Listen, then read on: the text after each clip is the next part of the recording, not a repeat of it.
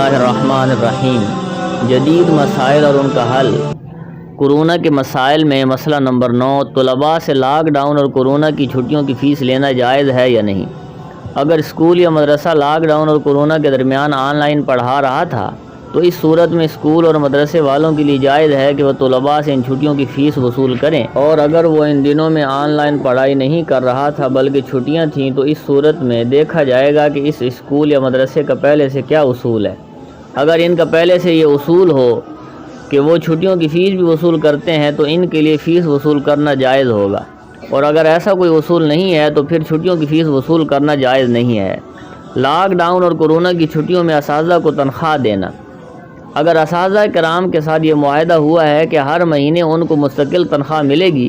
چاہے چھٹی ہو یا نہ ہو، تو اس صورت میں اساتذہ کرام کو تنخواہ دینا ضروری ہے، اور اگر یہ معاہدہ ہوا ہے کہ چھٹیوں کی تنخواہ نہیں ملے گی تو اس صورت میں ان کو تنخواہ نہیں دی جائے گی، اور اگر اساتذہ کرام کے ساتھ کسی بھی قسم کا کوئی معاہدہ نہیں ہوا تو اس صورت میں آس پاس کے اسکول اور مدارس کو دیکھا جائے گا کہ عمومی طور پر ان کا کیا اصول ہے، ان کا جو بھی اصول ہوگا اسی پر عمل کیا جائے گا۔ ہاں، اگر اسکول اور مدرسے کے ذمہ داروں نے پیسہ نہ ہونے کی وجہ سے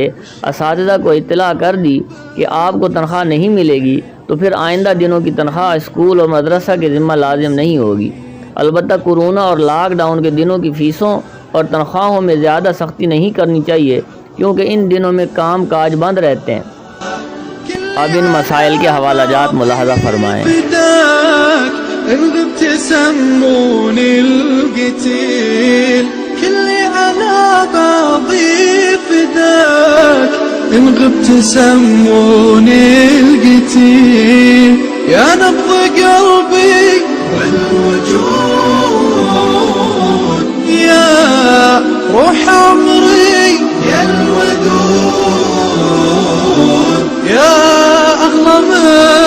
كل الحشود المدح فيه حقك قليل المدح فيه حقك قليل